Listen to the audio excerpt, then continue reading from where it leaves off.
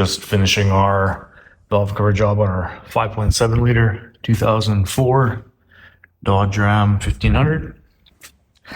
Customer's main complaint was a misfire.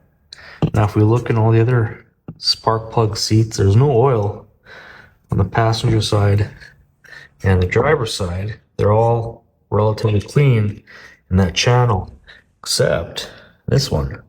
There's oil physically sitting in that seal.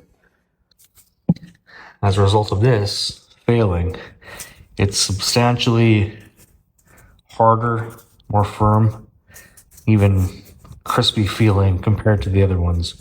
So what had happened is this is hardened up, and that's allowed oil to get through it underneath and then into the spark plug tube and down inside the spark plug cylinder, and then it contaminates the coil, causes all sorts of issues, and then you get a misfire. So yeah, swap her all out, should be good to go.